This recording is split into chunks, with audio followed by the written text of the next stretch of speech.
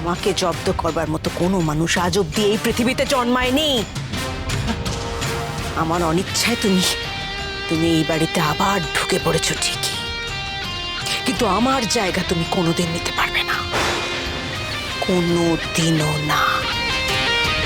কি ভেবেছিলে তুমি এই বাড়িতে সকলের মন জয় করে তুমি রাজরানী হয়ে থাকবে? কিন্তু অত যে সহজ নয়। তোমাকে হারাতে আমি কতটা ভয়ঙ্কর হতে পারি তা তুমি জানো না তুলসী। জানে একমাত্র আমার অতীত, বন্ধ দরজার পেছনে থাকা আমার অন্ধকারাচ্ছন্ন অতীত, যার অবস্থান আজকের জীবনের এই আলোর ঝলকানির থেকে অনেক অনেক দূরে। অতীতে মালিনীর কাছেও আমি কোনোদিন হার স্বীকার করিনি, তোমার কাছেও করব না। যে লক্ষ্য নিয়ে আমি এতগুলো বছর অপেক্ষা করছি, সেই লক্ষ্য থেকে আমি সরব না, কিছুতেই না।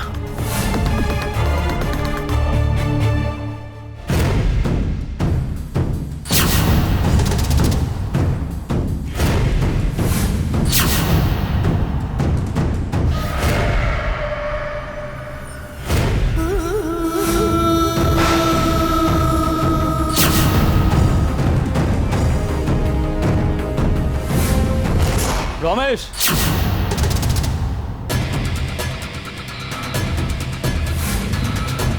অনেকগুলো বছর মার্ডার কেসে জেল খাটলে, বাকি জীবনটা ভালোভাবে কাটিও। এবার অন্তত সম্মানের জীবন বেচো, দেখো যেন আর জেলে ফিরে আসতে না হয়। শেষ বয়সে এমন কাজ করব যাতে আমাকে নয়, অন্য কাউকে জেলের ঘানি টানতে হয়।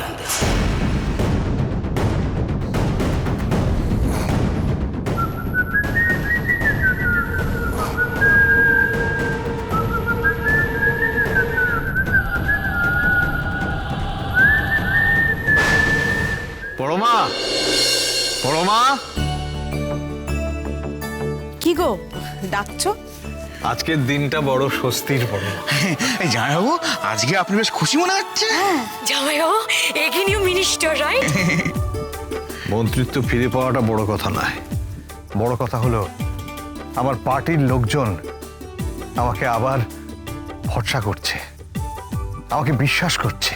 মানুষের বিশ্বাস নিয়ে কাজ করব বলে আমি রাজনীতিতে এসেছিলাম, সেটাই আজ ফিরে পেয়েছি বলে আমার সব থেকে বেশি আনন্দ হচ্ছে।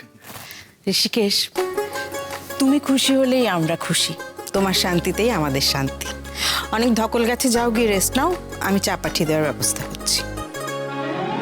তুলসী, তুলসী,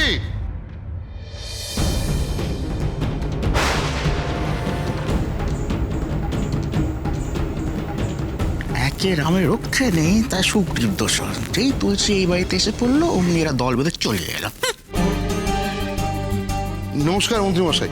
কি ব্যাপার, আপনারা হঠাৎ এই সময় আমাদের বাড়িতে? না এসে তো উপায় ছিল না। দুদিন হয়ে গেল মেয়েটা বাড়ি মুখো হয়নি, আমরা কত দুশ্চিন্তায় ছিলাম। আর তাছাড়া আপনাদের বাড়ির বিয়ে তো মিটে গেছে, তারপরও তুলসীটা বাড়ি ফিরলো না, আর ওর ফোনেও তো পাচ্ছিলাম না।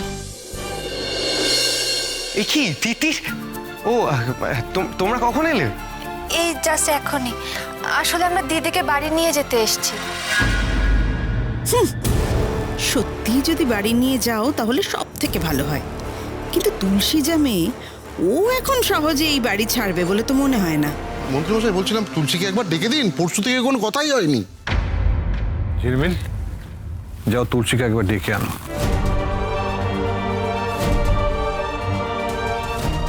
প্রতাপবাবু, আপনি আপনার মেয়ের সঙ্গে দেখা করুন, কথা বলুন, কিন্তু মেয়েকে আপনার বাড়িতে এখন নিয়ে যেতে পারবেন না। সে কি কথা? আমার বাড়িতে আমার নিজের মেয়েকে নিয়ে যেতে পারবো না? মন্ত্রীমশাই, আপনার কেমন বিচার? আমি কোনো বিচারের কথা বলছি না। অগ্নি তুলসী আবার এক হয়ে গেছে। এই বাড়িতে এখন তুলসী অগ্নির স্ত্রী।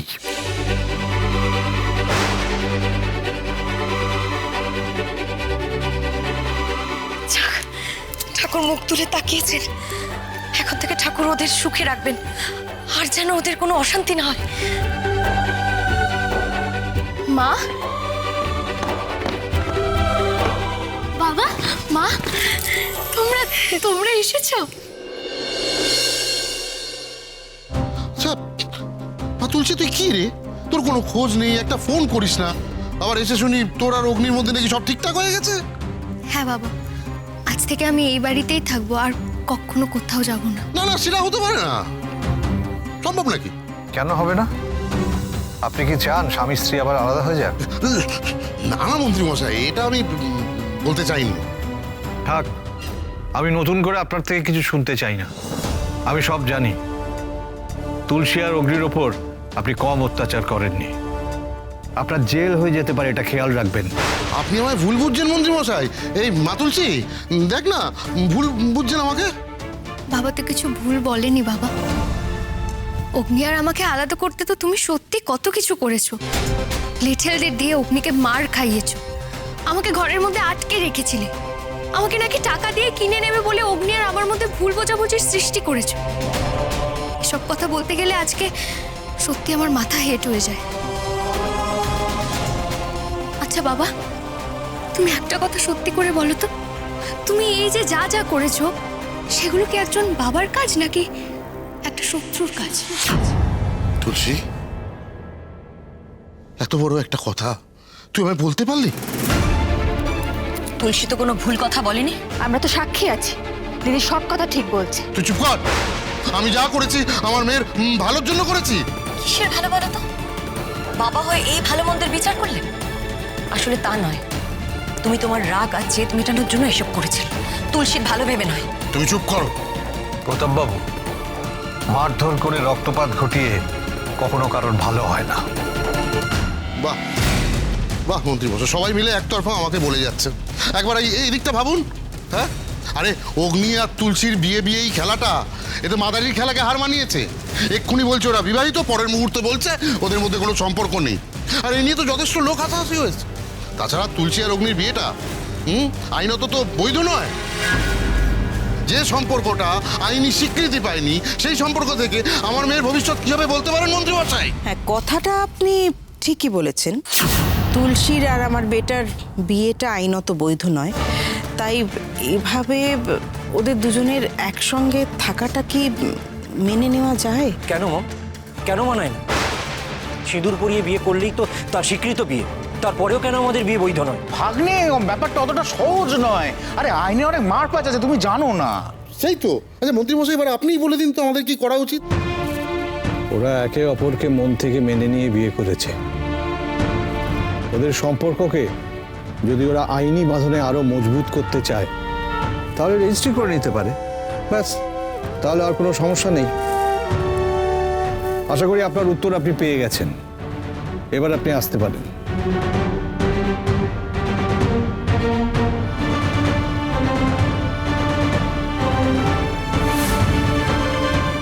আমাকে এভাবে অপমান করে তাড়িয়ে দেওয়া হলো তো?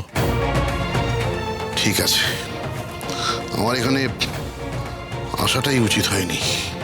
তবে একটা কথা মাথায় রাখিস, এরপরে যদি অগ্নির সঙ্গে কোনো রকম ঝামেলা করে এই বাড়ি থেকে বেরিয়ে যাস, ভুলেও আমার বাড়িতে পা রাখতে আসিস না।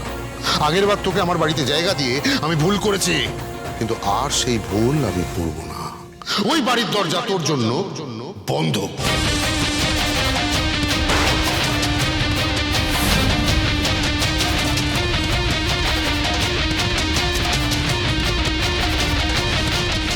আরেকটা কথা, তোর সঙ্গে আমাদের কারো কোনো রকম আর সম্পর্ক নেই। বাবা, ওই ডাকটা তোর মুখ থেকে আমি আর শুনতে চাই না। তিতির, বিজয়া, চলো। মা, মা তুমি এই বাড়ি থেকে যেও না প্লিজ। মা যেও না তুমি। আমি যখন বলেছি যাবে তো যাবে। বাবা প্লিজ ছেড়ে দে তুলসী। বাবা, কি করছো? ছেড়ে দে বলছি। বাবা, এসব কি করছেন কি আপনি? এইভাবে আপনি মা আর মেয়েকে আলাদা করতে পারেন না। থাক থাক বাবা, তোমরা বড়লোক মানুষ, তোমাদের নিয়মগুলো তোমাদের পকেটে রাখো। আমার পরিবারের ব্যাপারে নাক গলাতে এসো না। বিজয়া, চলো।